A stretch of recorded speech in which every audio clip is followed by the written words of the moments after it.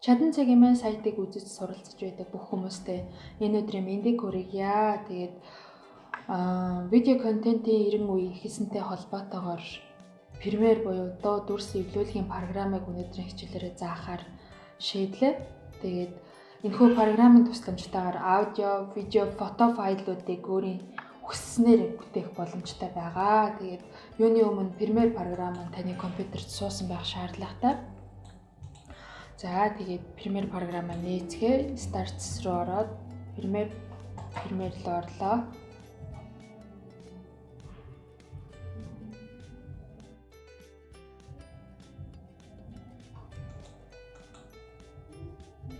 За ингээд Premiere програмаа нээгнэ. Тэгээд өнөөдрийн хичээлээрээ би та бүхэндээ болохоор видеог хэрхэн энэ програмаа хэрхэн нээх вэ? Ерөнхийдөө танилцах хичээл байгаа. Тэгээд Premiere-ийг нээхэд ийм цонх гарч ирнэ. Энэ дээр болохоор миний сүүлд нээгдсэн last open буюу сүүлд нээсэн прожектууд маань ингээд нээгдээд гарч ирдэг байгаа. Тэгээд одоо шинээр прожект нээгээд эндээ эхний хэсэгтээ нэр өгье. За lesson 1 гэдэг ч юм уу те. За тэгээ энэ browser location гэдэг browse гэдэг хэсэг дээр нь болохоор хаана байрлах вэ гэдгийг нь зааж өгнө гэсэн үг байгаа. За миний дискний G диск руу ороод энд хичээл гэсэн энэ хэсэг дээр нь би шинээр ингээд прожектаа нэгээ. Прожектаа үүсгье. Тэгээ өөр нэг оролдоод байх юм байдаггүй. Premiere програм дээр sequence project гэсэн хоёр ойлголт байгаа. За одоо сая бид нэр зөвхөн project-а нээсэн. Project нь нээгдэхэд яг иймэрхүү цанх үүсэх байгаа. Тэгээ sequence гэдэг маань бидний яг ажлын талбар яг ямар форматаар, ямар фон одоо Word, Excel-ээр ярих юм бол ямар форматаар одоо ямар фонтоор бичиж байгаа вэ гэдэг шиг бид нэр энэ форматыг энэ sequence нээж бид нар нэг шинээр ажлын талбараа үүсгэнэ гэсэн үг ээ.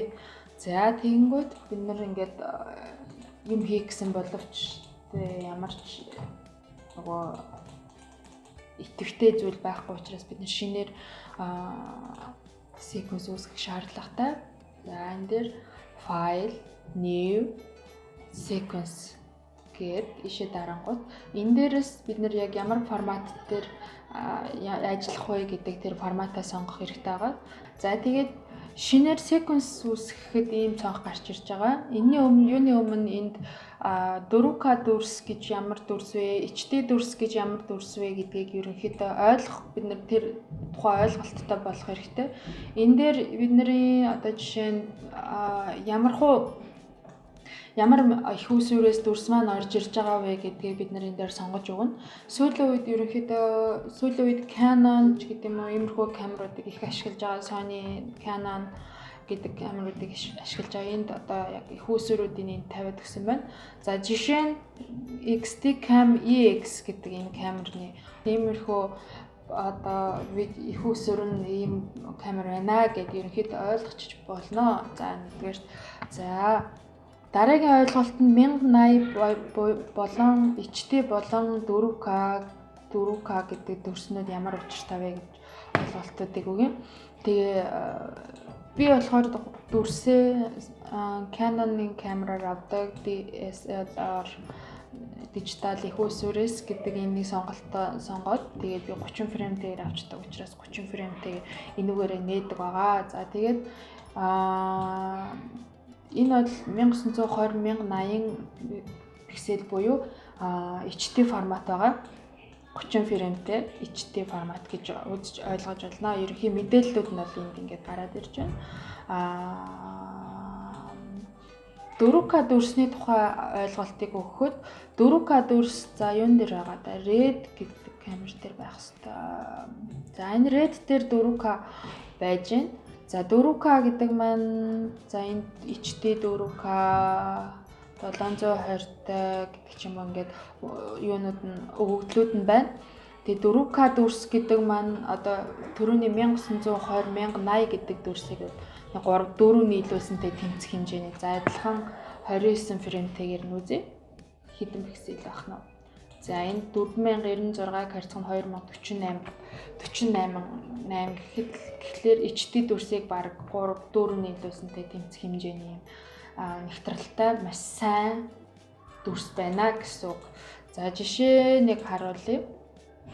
Жишээ нь энэ 4К дүрс байна. За үргэлжлэл нь арай бага байна тийм ээ. Яг юунаас хамаарчихсан. Гэхдээ 1080 дүрс бол энэ тарагдж байна.